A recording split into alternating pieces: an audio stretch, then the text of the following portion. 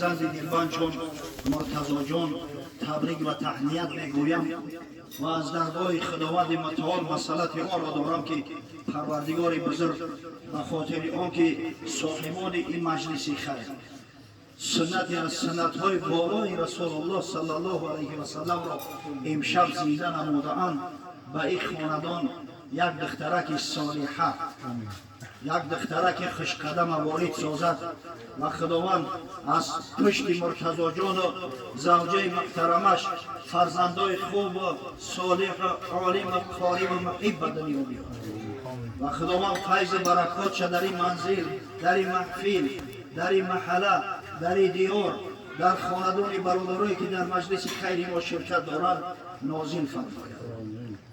واقعا ایشان ویسیدی برادر ما بالای این قوم حقها دارند، بالای مهمانان حقها دارند. در هر محفل و معرکه‌ای که در همین منطقه برگزار می‌گردند وقتی ما شرکت می‌کنیم می‌بینیم که بابای ایشان در خدمت از همین ابتدا تا انتها در خدمت. امروز برادرای عزیز ما و شما را باید در خدمت بابای ایشان باشیم. خدمت چی نوع انجام می‌دهیم؟ اگه برای ما آش پختن و آش کشیدن نمی‌رسد، خدمت نشان میدادگی ما همین است که با دقت گوش کنیم، گپ نزنیم، یا چیزی خوبی را شنیدیم در ذهنمون بگیریم، به اهل خاندانمون برسانیم تا اینکه اجر و پاداش و ثواب همه ای در نامه اعمال ایشان ویسیدی نوشته بودند. بسیار خواهش میکنیم برادر عزیز، اگه این خوریا صداش و صدای سخته، صداش را به هر وجه صورت میشنویم، ما خیلی صدا نداریم، خاصتا که با آغازم کمتر خستش می‌رسد. نه که در همین وقتی صحبت گمزنک شود، با تلفن صحبت کردنک شود که خدا شاهد است من همین تحمل همین کار را ندارم. من برداشت او را ندارم که وقتی سخن از کلام خدا و سنت رسول الله صلی الله علیه و سلم دایی گردد کسی گپ دنیا را بر این بیارد. ولی بابا ایشان در ذمه ما حق دارد، خداوند حفظش کنه. در ابتدا میخواهم یک بشارت یک پیغامی که از پیامبر محبوب صلی الله علیه و سلم از برای امتان محبش پیشنهاد شده است، پیشکش شده است، براش برسونم. و قبل از او که حدیث پیامبر صلی الله علیه و سلم به طریق پیغام برای ایشان ویسیدین برای شرکت کنندگان این محفل خیر ارسال دارم، با روایت اثر صحابه بزرگ سلمان فارسی میخواهم به سمتان برسانم که همین فرستادن پیغام سنت است، رسانیدن پیغام واجب. حافظ ابو نعیم اصفهانی در حلیة الاولیا روایت میکنند که دو نفر از صحابگان بزرگ رسول الله صلی الله علیه و سلم، حضرت جریر ابن عبدالله بجلی و اشعث ابن قیس کندی بار به زیارت سلمان فارسی رضی الله تعالی عنه عازم مدائن شد. مدائن پایتخت پیشینه فارس. حضرت عمر سلمان فارسی رضی الله تعالی عنه را بعد ضبط همون مدائن، بعد فتح مدائن، والی مدائن تعیین کردند. این حضرت والی بود. وقتی آمدن مدائن رو سراغ کردن، یک مردی را براش نشان دادن که لباساش بسیار جلهندی، لباسای پرگینی. اینا در تعجب موندن که نخواه امیر همین خیلی شکل صورت داشته باشد، نخواه همین خیلی لباسا داشته باشد. آمدن با تعجب سوالش کردن، گفتن انت صاحب رسول الله صلی الله علیه و سلم، تو همون صحابه بزرگ پیامبر صلی الله علیه و سلم هستی؟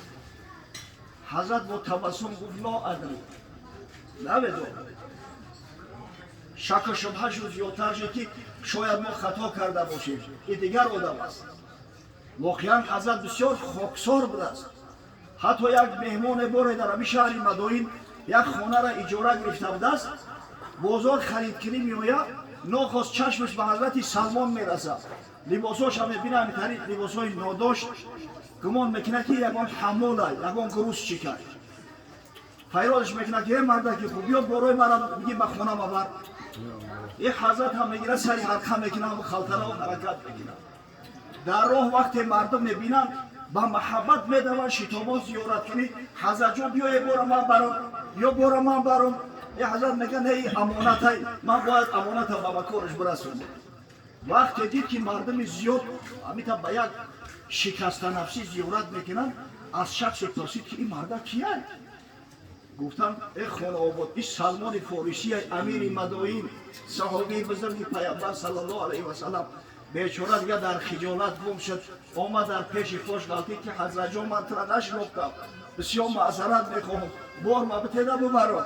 گفت نه من وعده کردم تو در خونت هم میبرم. اینه که مرد خدا بودی حضرت. وقتی گفتم تو هم صحابی بزرگ حضرت هستی گفت لا ادری نمیدونم. اما وقتی که شک شبهه شو دید گفت انا رجل الذی تریدون من اما مردی هستم که سراغش اومدگی قد رأیت رسول الله صلی الله علیه و سلم و جالست بله من پیغمبر خدا صلی الله علیه و سلم حقیقتا دیدم همراه حضرت خیلی صحبت ها داشته نشست ها داشته و انما صاحبه من دخل معه الجنه اما صاحب پیامبر صلی الله علیه و سلم من کسی را میحسابم که همراه حضرت داخل جنت شود. ولی آخی من داخل جنت نشدم خدا میدونه که میشوم یا نمیشوم زیرا در زمره عشره مبشره حضرت نام مرا نگرفته است. سبحان الله. بعدا گفت فما حاجتکم چی میخواهی به چی خاطر اومده؟ گفتن یا سلمان جئناک من عند عبد لک بالشام. یا سلمان گفتم از نزد یک برادرت از شام اومدیم به زیارتت اومدیم. حضرت گفت من هو کی است تو برادر؟ گفتن ابو دردا. حضرت ابو دردا رضی الله تعالی عنه با سلمان فارسی برادر دینی بودند. پیامبر صلی الله علیه و سلم هر دو شب قایم کرده بود گفت هر دو شما برادر هستید در دین.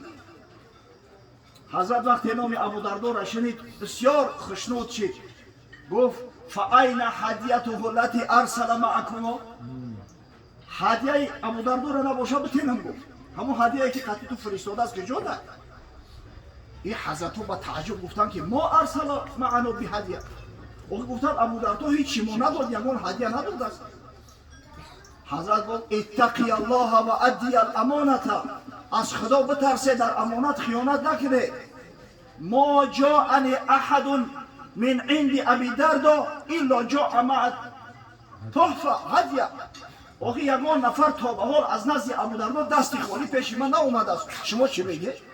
امکان نداره که ابو دردا برای من هدیه نفرستاده باشد. حضرت جریر بن عبدالله بجلی که سردار قبیله بنی بجیله بود و اشعث بن قیس کنده که سردار قبیله کنده بود در عرب پادشاه نبود. پادشاهای عرب همین سردار قبیله بودند. گفتن حضرت جان ما مال داریم ثروتمندیم آقا جان منفی داد همه مال ما نبگید لیکن خدا و راستی ما را یکون هدیه نداد از حضرت که برید برسونید. ما را گفت که وقتی مدائین میره حتما برید سلمان فارسی را زیارت کنید.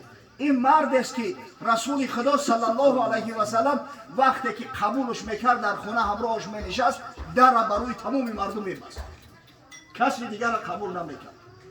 و وقتی که نزدش رسیده اقرئ منی سلام سلامی مرا براش عرضه بداره سلام بگه. و حضرت گفت آخه ای خانه آبادو هدیه ابو دردا همین است. فای هدیه افضل من السلام تحیت من عند الله مبارکه طیبه. آخه کدام هدیه بزرگتر از سلام است؟ سلام نام از نامهای پروردگار است بسیار پاکیزه و تازه. ابو دردا مال و ثروتی دنیا برای من نمیفرسته ابو دردا به من سلام میفرسته. برای من گفتم که در امانت خیانت نکنید. از این اثر صحابی بزرگ چی برمی آید؟ اولا عرض سلام کردن به برادرایی که در راههای دور هستند مستحب است. مثلا شخصی را دیده که به جای میروه که یک برادر شما در آنجا سکونت میورزه همراهش سلام بفرسته که به فلان برادر سلام ما را برسان. ولی همین مردم ما یک عادت بسیار خوب دارن الحمدلله. خداوند هر زمین عادت گم نکنه. هر وقت کسی را به حج اگر گسیل کنن حتما تاکید میکنن سلام و پیام ما را به رسول خدا صلی الله علیه و سلم برسان. ماشاءالله. و برخورد دوم، حجت دوم که از این اثر بر بیاید